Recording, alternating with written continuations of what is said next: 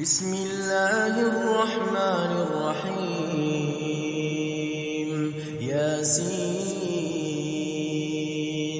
والقرآن الحكيم إنك لمن المرسلين على صراط مستقيم تنزيل العزيز الرحيم لتنذر قوما ما أنذر آباؤهم فهم غافلون لقد حق القول على أكثرهم فهم لا يؤمنون إنا جعلنا في أعناقهم أغلالا فهي إلى الأذقان فهم مقمحون وجعلنا من بين أيديهم سدا ومن خلفهم سدا فأغشيناهم فهم لا يبصرون وسواء عليهم أأنذرتهم أم لم تنذرهم لا يؤمنون إنما تنذر من اتبع الذكر وخشي الرحمن بالغيب فبشره بمغفرة وأجر كريم إنا نحن نحيي الموتى ونكتب ما قدموا وآثارهم وكل شيء أحصيناه في إمام مبين واضرب لهم مثلا أصحاب القرية إذ جاءها المرسلون إذ أرسلنا إليهم 2 فكذبوهما فعززنا بثالث فقالوا إنا إليكم مرسلون قالوا ما أنتم إلا بشر مثلنا وما أنزل الرحمن من شيء إن أنتم إلا تكذبون قالوا ربنا يعلم إنا إليكم لمرسلون وما علينا إلا البلاغ المبين قالوا إنا تطيرنا بكم لئن لم تنتهوا لنرجمنكم وليمسنكم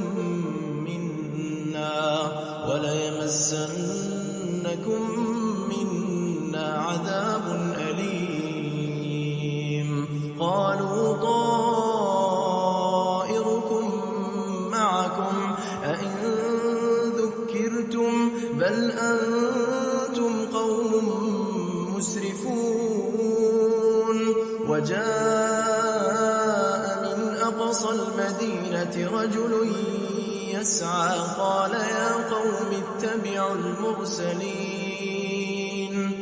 اتبعوا من لا يسألكم أجرا وهم مهتدون وما لي لا أعبد الذي فطرني وإليه ترجعون أأتخذ من دونه آلهة إن يردني الرحمن بضر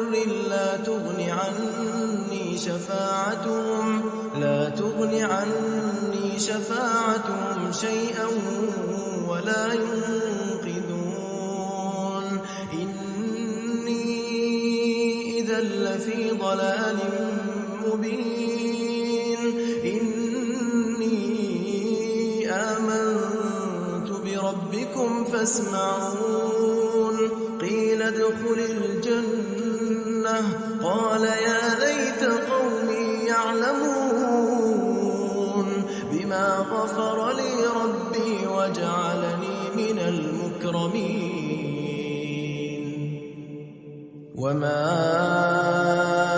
أنزلنا على قومه من بعده من جند من السماء وما كنا منزلين إن كانت إلا صيحة واحدة فإذا هم خامدون يا حسرة على العباد ما يأتيهم من رسول إلا كانوا به يستهزئون ألم يروا كم أهلكنا قبلهم من القرون أنهم إليهم لا يرجعون وإن كل لما جميع لدينا محضرون وآية لهم الأرض الميتة أحييناها وأخرجنا منها حبا فمنه يأكلون وجعلنا فيها جنات من نخيل وأعناب وفجرنا فيها من العيون ليأكلوا من ثمره وما عملته أيديهم أفلا يشكرون سبحان الذي خلق الأزواج كلها مما تنبت الأرض ومن أنفسهم ومما لا يعلمون وآية لهم الليل نسلخ منه النهار فإذا هم مظلمون والشمس تجري لمستقر لها ذلك تقدير العزيز العليم والقمر قدرناه منازل حتى عاد كالعرجون القديم لا الشمس ينبغي لها أن تدرك القمر ولا الليل سابق النهار وكل في فلك يسبحون وآية لهم أنا حملنا ذريتهم في الفلك المشحون وخلقنا لهم من مثله ما يركبون وإن نشأ نغرقهم فلا صريخ لهم ولا هم ينقذون إلا رحمة منا ومتاعا إلى حين وإذا قيل لهم اتقوا ما بين أيديكم وما خلفكم لعلكم ترحمون وما تأتيهم من آية من آيات ربهم إلا كانوا عنها معرضين وإذا قيل لهم أنفقوا مما رزقكم الله قال الذين كفروا للذين آمنوا أعوذ بالله من الشيطان الرجيم بسم الله الرحمن الرحيم Assalamu alaikum wa rahmatullahi wa barakatuh. Good morning everyone. On this blessed 8th day of the holy month of Ramadan, we are slowly approaching towards the 1/3 of this blessed month. The month which is the month of fasting, the month of Allah subhanahu wa ta'ala, in the month when Quran was revealed.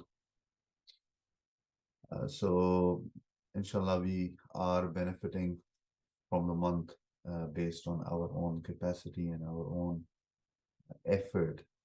And indeed, it is something which we need to make effort towards. So as we discuss every day, so we will have our sahur time. Sahur time will be 6:07, so 7 past 6 a.m. in the morning will be the time when we should stop eating and drinking, and the Fajr will be at 17 past 6. Time for Maghrib tonight will be 7:34 p.m. That's the time of iftar, and 7:33 p.m. Sorry, my apologies. So that will be the time for iftar tonight, and inshallah, may Allah give us the opportunity to do fasting of the real fast that is prescribed by Allah subhanahu wa ta'ala, that achieves taqwa in our hearts, inshallah. So as we do every year, we have a lecture by Sheikh.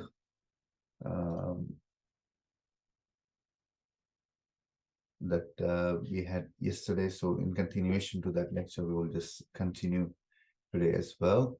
And I want to, before we go to the lecture, I want to thank each one of you who has been participating in these programs in the morning.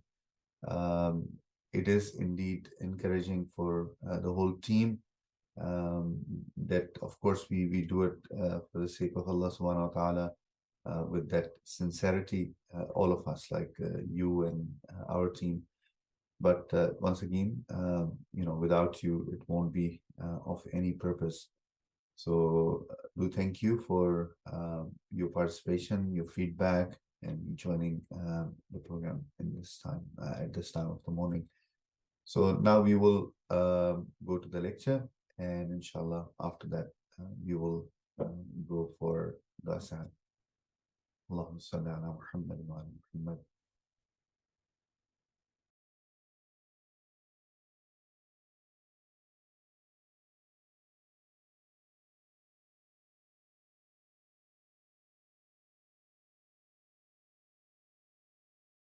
الله الرحمن الرحيم الحمد لله رب العالمين والصلاة والسلام على محمد وأهل بيته الطيبين الطاهرين اللهم صل على محمد وآل محمد وعجل فرجهم. قال الله تعالى في كتاب الكريم بسم الله الرحمن الرحيم يا أيها الذين آمنوا كتب عليكم الصيام كما كتب على الذين من قبلكم لعلكم تتقون. Allah subhanahu wa ta'ala, He says in the Holy Quran, O you who believe, fasting is prescribed for you as it was prescribed for those before you, so that you may be mindful of Allah. This is in Surah Baqarah, ayat 183. I want to wish you all in New Zealand a successful month of Ramadan, and that may Allah accept your fastings and allow you to benefit from this blessed month. So I want to talk a little bit about the way to prepare for this month, or the way to benefit from this month and to take full advantage of this month, inshallah. So by doing that, I want to analyze the sermon of the Prophet sallallahu alaihi wasallam as he welcomed the month of Ramadan. Holy Prophet, he says, indeed, the blessed month of Allah has arrived with blessings, mercy, and forgiveness for you. A month that is considered the best of months by Allah. Its days are the best of days. Its nights are the best of nights. And its hours are the best of hours. It is a month in which you are invited to be the guest of Allah. In this month you are considered to be people worthy of the grace of Allah. In this month each breath you take glorifies Allah. Your sleep is worship. Your deeds are accepted. Your prayers are answered. So ask Allah, your Lord, with sincere intentions and pure hearts, and to aid you in fasting and reciting His holy book. The unfortunate one is he who is denied Allah's forgiveness during this great month. So we must be thankful to Allah subhanahu wa ta'ala for allowing us to witness another blessed month of Ramadan. Many of those who were with us last month of Ramadan are no longer here. Inna lillahi wa inna alayhi raji'un. We ask Allah subhanahu wa ta'ala to bless their souls, to grant them forgiveness, to grant them mercy. And we must look at this approaching this month of Ramadan that we are in now as if Allah has granted us the tawfiq or the divine opportunity to get closer to Him. Who knows if this is our last month of Ramadan? No one knows. If those people before would have known that it was their last month of Ramadan, I'm sure they would have spent most of their time in acts of worship and not cared about anything else, only focused on akhirah. The thing is, we don't know if this is our last month or not. We don't know when we make salah if this is our last prayer or not. We must take advantage and act like each month of Ramadan or each prayer that we make is as if it were our last. The Prophet ﷺ was asked, which of the 2 months possess greater reward, Rajab or the month of Ramadan? So the Prophet replied, nothing can be compared to the month of Ramadan in terms of reward. Anything we do in this month, it carries so much reward in comparison to the other months. For example, the recitation of the Holy Quran. Imam Rida alayhi salam, he says, someone who recites one verse from the Book of Allah, the Mighty, the Glorious, in the month of Ramadan is like one who recited the entire Quran in the other months. Subhanallah. Allah has made it easy for us to get rewards in this month.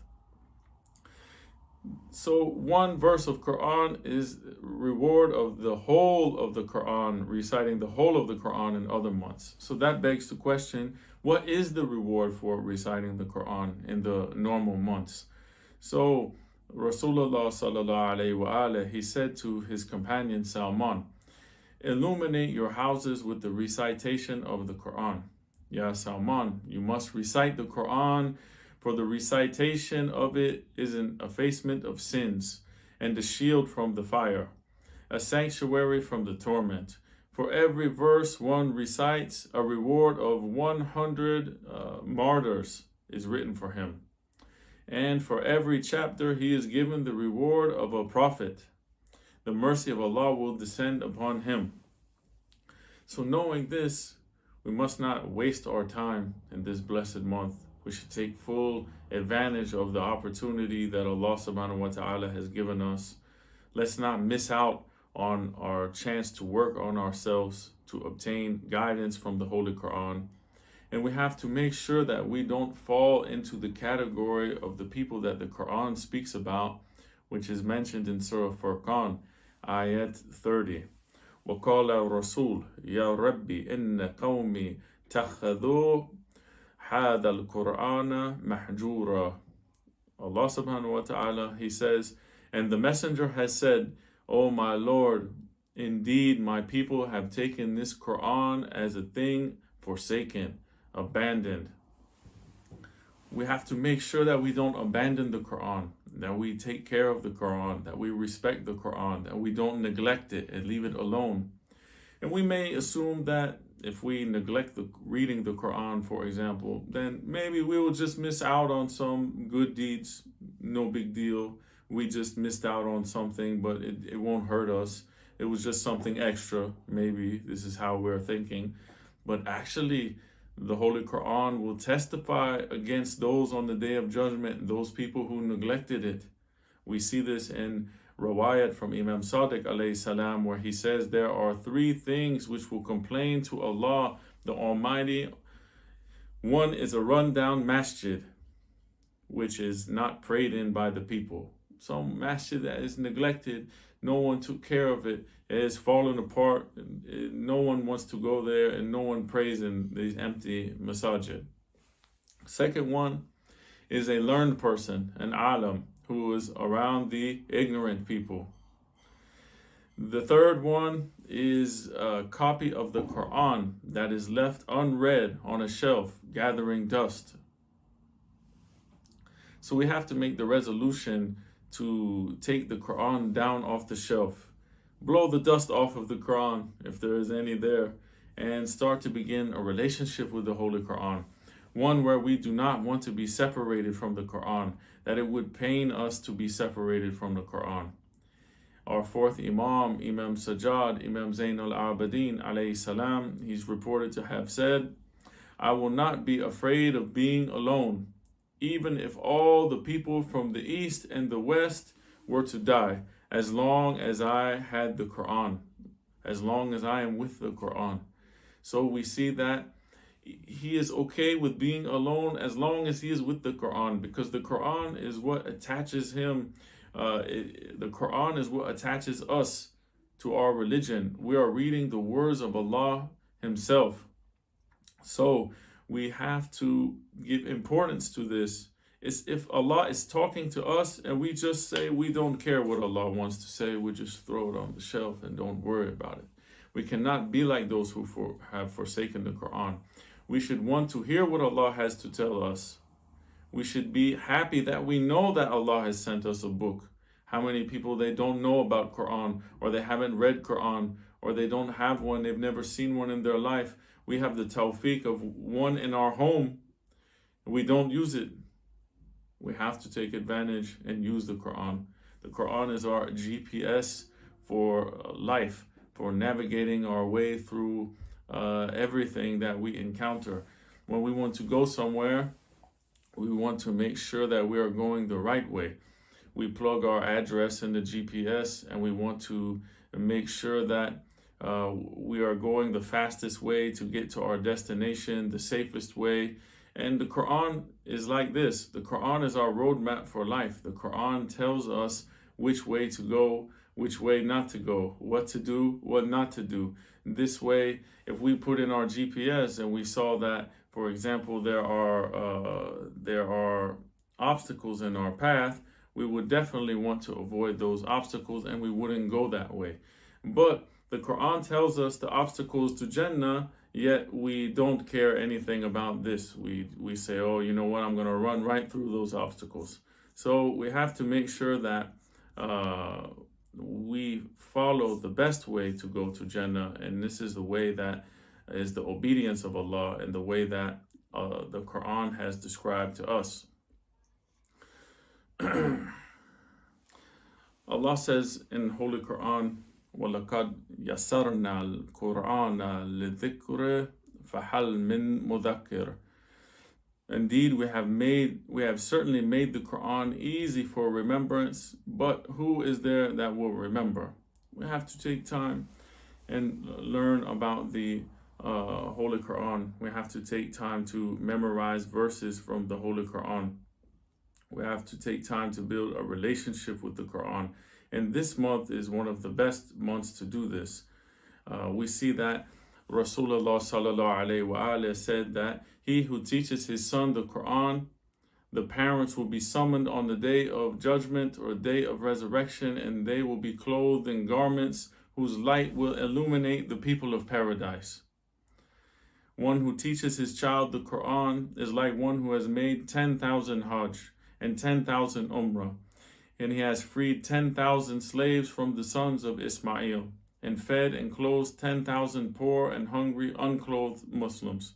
For every letter he will receive 10 blessings, and 10 evil deeds will be wiped out. And the Quran will be with him in his grave until the day that he is resurrected. His balance scales will tip in his favor, and he will be taken across the Sirat quick as lightning. And the Quran will not leave him until he has reached the station of loftiness, of which more than can be imagined or fathomed. Allah will crown the parents of the one who teaches his child the Quran with a kingly crown, and clothe them in robes, the like of which has never been seen before. So we should take time to teach our children the Quran. We make sure that they have tutors and they're doing good in school. But what about Islamic things? What about Quran? What about aqaid, akhlaq, tarikh, all these Islamic subjects that we have? The Prophet also said that the hearts of people, they become rusty, just as iron rusts. And he was asked, Ya Rasulullah, what is the polish for this rust of the heart? He said that the recitation of the Quran and the remembrance of death. The Quran is a guidance from error, an elucidation from blindness, a release from stumbling, a light in the darkness, an illumination from events, a protection from destruction, a guidance against temptations, clarity from trials, a conveyor from this world unto the next. In it is your complete religion, and no one strays from the Quran, but it is into the fire. We know that Rasulullah sallallahu alaihi wasallam told us that he left behind two weighty things for us: the Quran and the Ahlul Bayt alayhi salam. And if we cling on to these two, then we will never go astray until we meet him at the pond of Kawthar, inshallah ta'ala. So how can we not go astray is to follow these two things. But how can we follow these things? We say, Ihdina siratul mustaqim, show me the straight way. We ask Allah every day in Fatiha to show us the straight way. The Prophet has left for us the Quran, and Ahlul Bayt said that we will not go astray if we cling on to them. But we don't know. How can we cling on to this when we don't know anything about it? How can we not go astray by following the Quran, but we don't know the Quran? How can we not go astray? We don't want to go astray, so we're supposed to follow Ahlul Bayt alayhi salam, but we don't know anything about Ahlul Bayt. We have to take the time.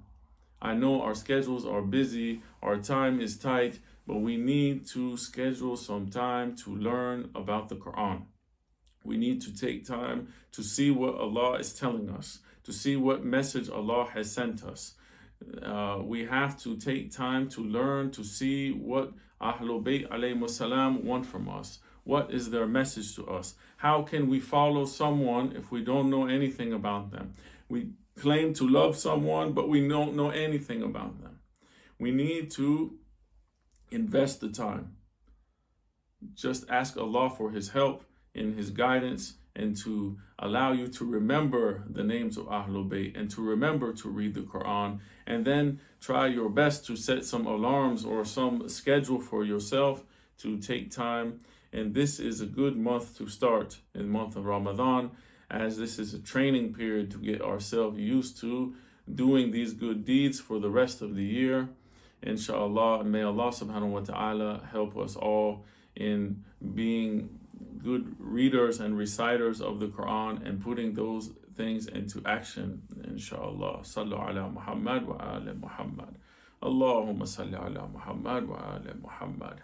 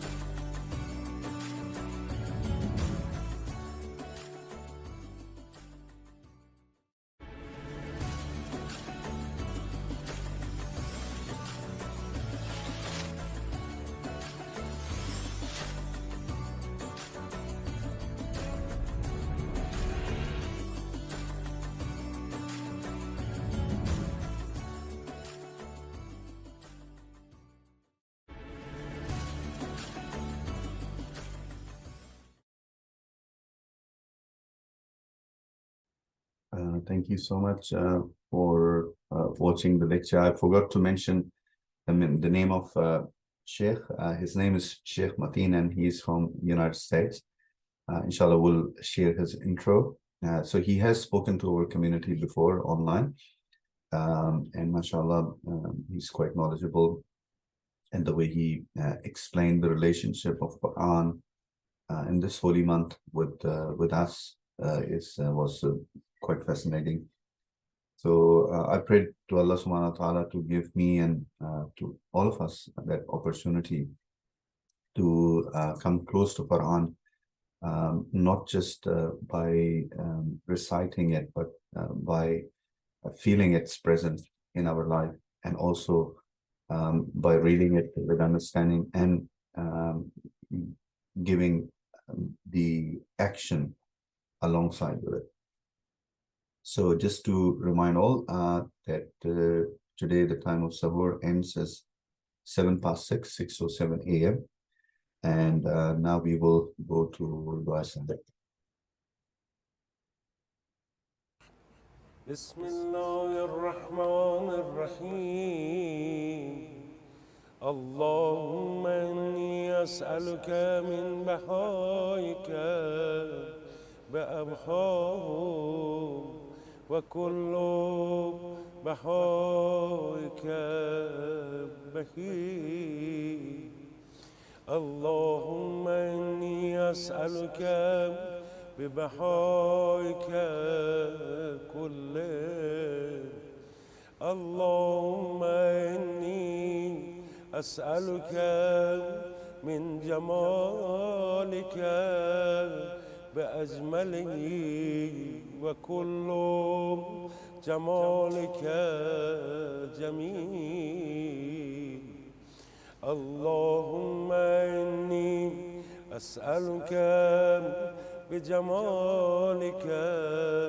كله اللهم إني أسألك من جلالك بأجله وكل جلالك جليل اللهم إني أسألك بجلالك كله اللهم إني أسألك من عظمتك بعظمها وكل عظمتك عظيما اللهم إني أسألك بعظمتك كلها اللهم إني أسألك من نورك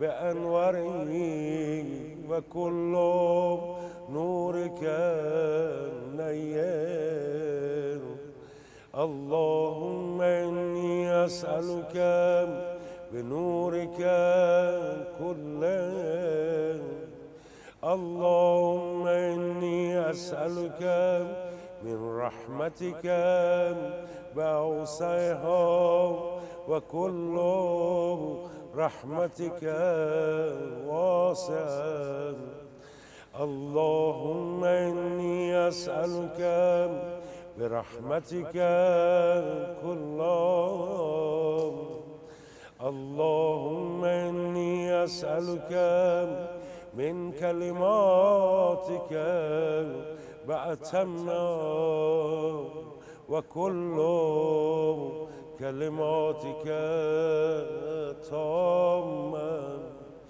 اللهم إني أسألك بكلماتك كلها اللهم إني أسألك من كمالك بأكمله وكل كمالك كامل اللهم إني أسألك بكمالك كله اللهم إني أسألك من أسمائك بأكبرها وكل أسمائك كبيرا اللهم إني أسألك بأسمائك كلها اللهم إني أسألك من عزتك بعظام، وكل عزتك عزيزا. اللهم إني أسألك بعزتك كل عام.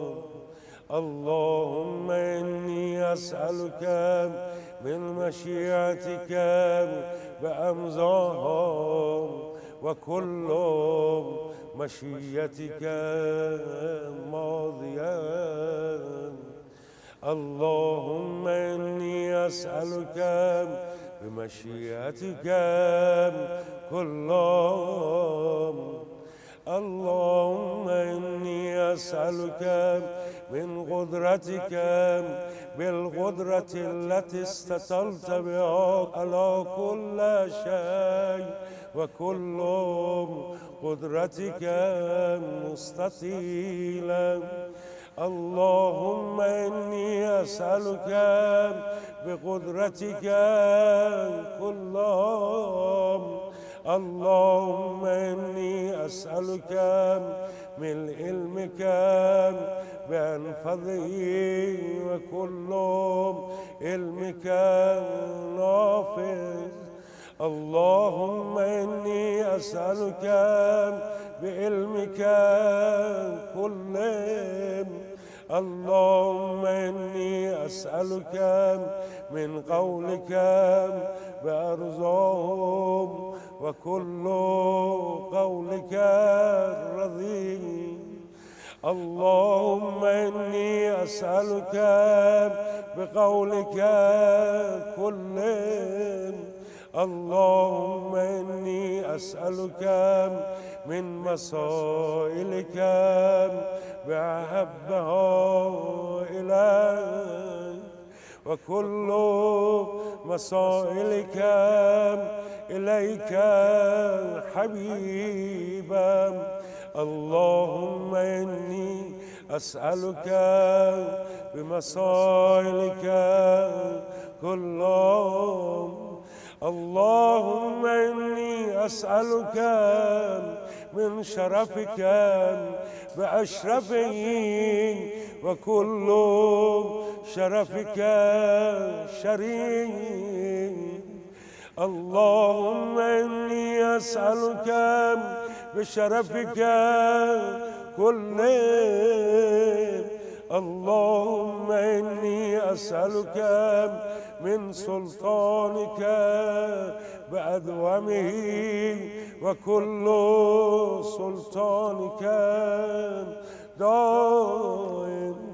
اللهم إني أسألك بسلطانك كل. اللهم إني أسألك من ملكك بأفخره، وكل ملكك فاخر. اللهم إني أسألك بملكك كل. اللهم إني أسألك من علوك بأعلاهم، وكل علوك عام. اللهم إني أسألك بعلوك كل. اللهم إني أسألك من منك بأقدمه، وكل منك قديم. اللهم إني أسألك بمنك كل.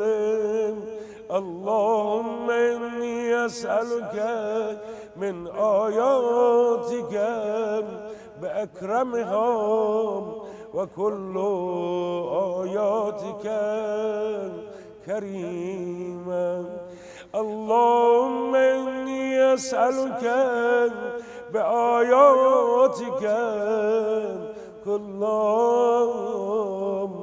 اللهم إني أسألك بما أنت فيه من الشان والجبروت، وأسألك بكل شان وحده وجبروت وحدهم. اللهم إني أسألك بما تجيبني به أسألك فأجبني يا الله.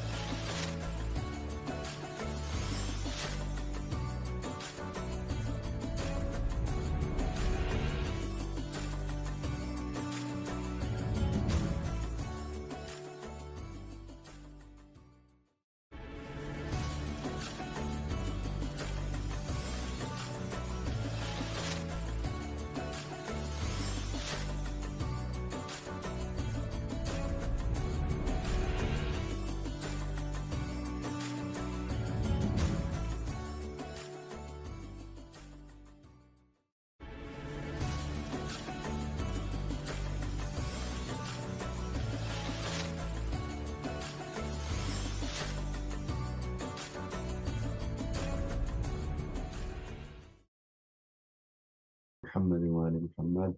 So inshallah you have enjoyed the recitation, the beautiful recitation of Dua Sahar. And what a beautiful dua it is among the duas that we are given from the school of Ahlul Bayt. And it is time for the dua for the 8th day of the Holy Month. So let's recite it together. Allahumma salli ala Muhammad wa ali Muhammad. Allahumma arzuqni fihi rahmat al-aytam wa it'am al-ta'am wa ifsha al-salam wa suhbat al-karam bitawlika ya malja' al-amilin. O Allah, on this day, please grant me having mercy upon the orphans and serving food and greeting the people and accompanying the noble ones out of your favoring, O the shelter of the hopeful ones. And now some reflection on this dua. So again, this is considered as rizq. I mean, this is what we were discussing yesterday as well, that we think that rizq is only hidden in sustenance and business, in money, but our attention has been drawn towards the kinds of rizq which namely we know the best of rizq is iman and the belief in Allah subhanahu wa ta'ala, and health itself is a rizq. And here we've been taught how to ask Allah of the rizq where we are becoming rahmat al-aytam. We are able to do rahmat al-aytam. That means we have become the source of mercy on, or basically channel of mercy, rather I should say, because the source of mercy is Allah subhanahu wa ta'ala. So channel of mercy towards the orphans. And of course, we know there are many orphans around the world who need our attention. And sometimes there are people who are orphans in terms of not just their financial needs, but also from the need of their guidance. So we we can also say that we are asking Allah to give us that opportunity that through our actions as a Muslim, we become the channel for guidance towards those orphans who are looking for guidance. وإطعام الطعام, and basically organizing to feed people. We know it's a time of difficulty. The recession is on our heads, and there are many people who are living underprivileged. And I was listening to a working. It is actually time for Adhan, so Namaz al-Fajr, so I'll conclude it quickly with my words.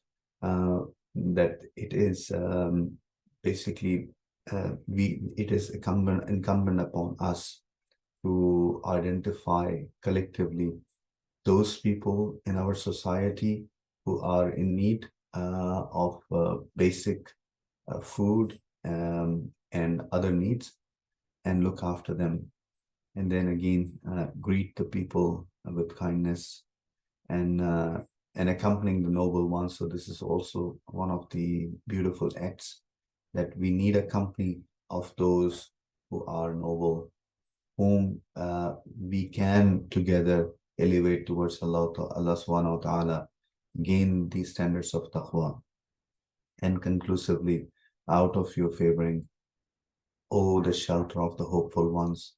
So we are not becoming hopeless here, we are becoming hopeful.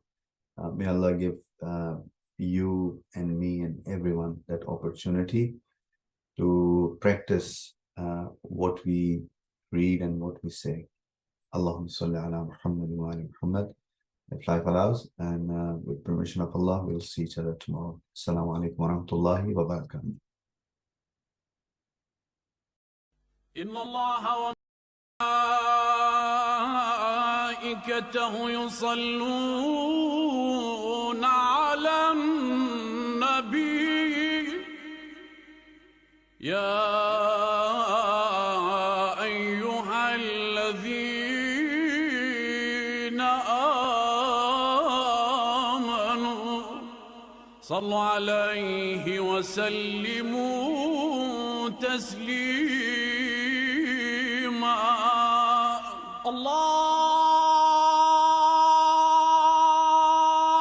الله أكبر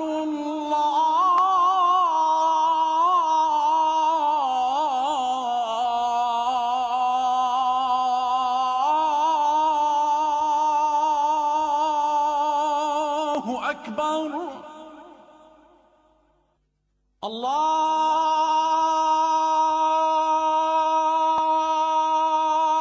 أكبر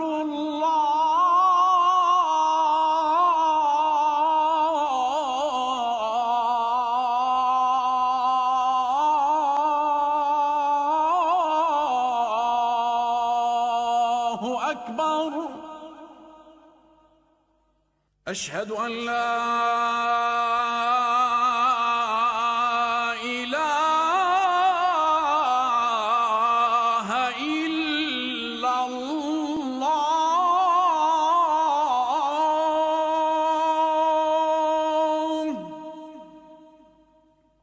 أشهد أن لا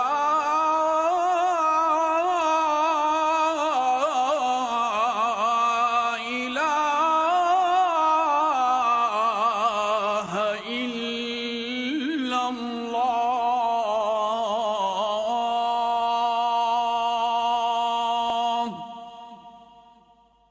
أشهد أن محمدًا رسول الله.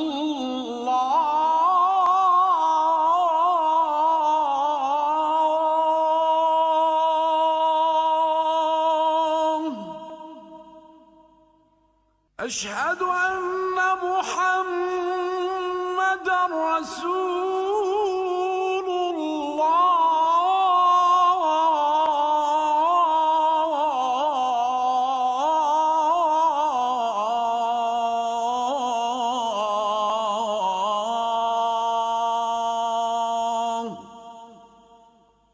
أشهد أن عليًا ولي الله.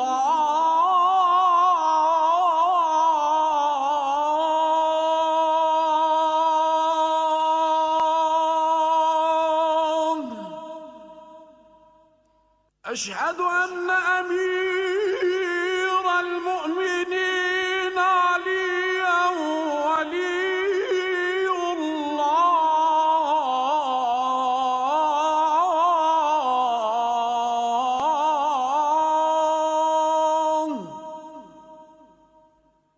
حي على الصلاة.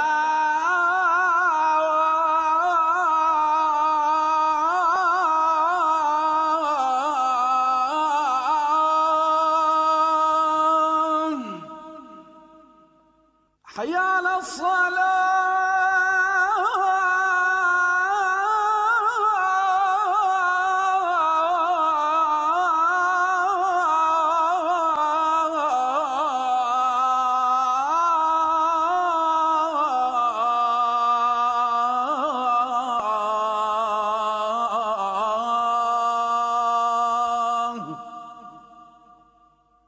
حي على الفلاح.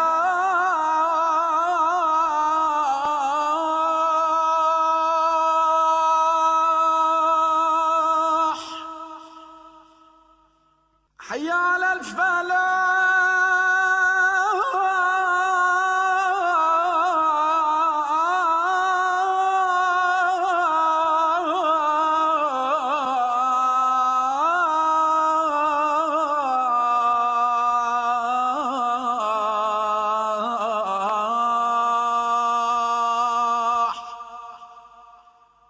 حي على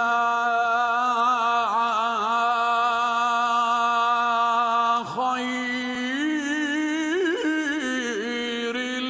العمل.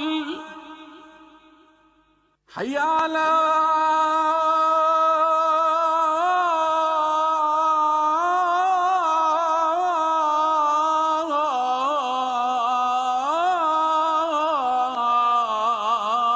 خير العمل. الله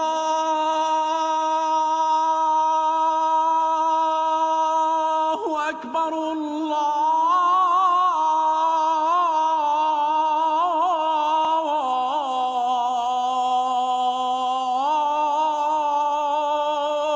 الله أكبر.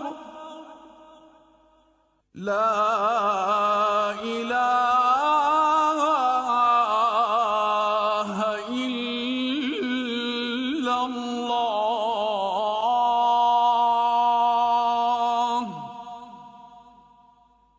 لا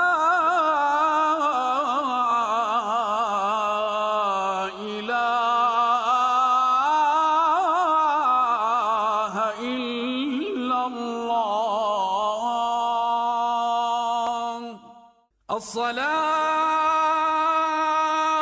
الصلاة والسلام عليك يا رسول الله.